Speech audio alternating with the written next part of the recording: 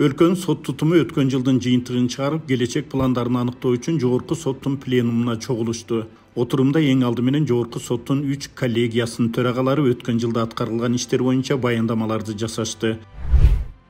Мындан тышкары жыйында Жогорку соттун алдындагы түзүмдүк бөлүмдөрдүн иштери да айтылды. Пленумда сөз сүйлөгөн Жогорку соттун төрагасы Медербек Сатыев республиканын бардык аймактарын өзү кыдырып, жеринде көрүп келген көйгөйлөргө токтолуп, жыл жыйынтыгы менен аныкталган кемчиликтер менен ийгиликтерди белгиледи. Төрага мында соттор адилеттүү жана калыс чечимдерди чыгарып, жарандардын укуктарын коргоого жана коомдун ишенимин арттырууга кызмат кылышы зарыл экендигин баса белгиледи. Сот бийлигине коомдо адилеттикти орнотуу милдети жүктөлгөн. Бул өтө жооптуу, оор жана чоң көңүл бурууну талап кылган милдет.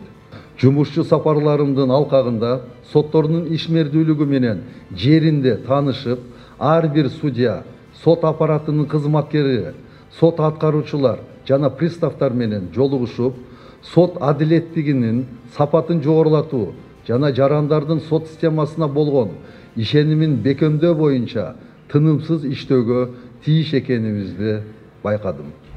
Пленумда соттук териштирүүлөрдүн ачыктыгы, судьялардын иш жүктөмдөрү, профессионалдык деңгээли туурасында сөз болду. Төрага мында жокко чыгарылган соттук чечимдердин көрсөткүчү жогору судьяларды окутуу зарылдыгын белгилеп, эгер андан кийин да көрсөткүчтөрү төмөн бойдон калса, алардын кызмат ордуна шайкештигин кароо керектигин айтты.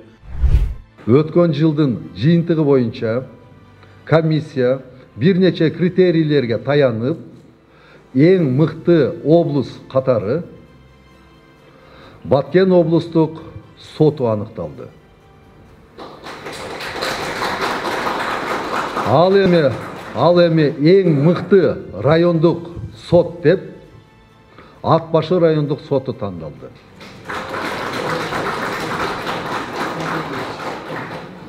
Ошону менен катар Нарын облустук сотунун жетекчилигин да өзгөчө белгилеп, алардын кемчилдиктерди ыкчам жоюп, кызматтык сапар учурунда белгиленген тапшырмаларды тийиштүү деңгээлде аткаргандыгы үчүн ыраазычылык билдиргим келет.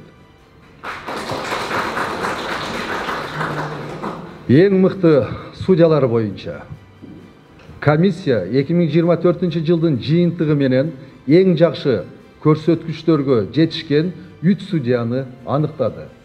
Алар Абдисаматов Кайратбек Абдыладыевич, Ат башы райондук сотунун судьясы. Асанова Чолпон Карыпбековна, Ош шаардык сотунун судьясы. Үчүнчүсү Дарманкулов Манасбек Маширапович, Кызыл Кыя шаардык сотунун төрагасы.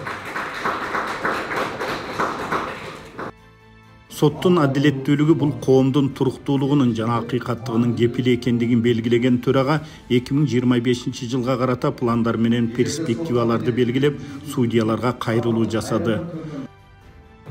Урматтуу кесиптештер, калыс сот элдин таянычы. Сот бийлиги мыйзамдын үстөмдүгүн камсыз кылууда, жарандардын укуктарын коргоодо жана мамлекетибиздин демократиялык негиздерин бекемдөөдө чечүүчү ролду ойнойт. Биз мындан ары да ушул принциптерди так аткарып, жогорку деңгээлдеги кесипкөйлүктү, калыстыкты жана адилеттүүлүктү көрсөтүшүбүз керек. Пленумдун соңунда Жогорку соттун соттук коллегияларынын 2025 жылга аткарыла турган иши жөнүндө Кыргыз Республикасынын Жогорку сотунун пленумунун токтомдору бир добуштан кабыл алынды.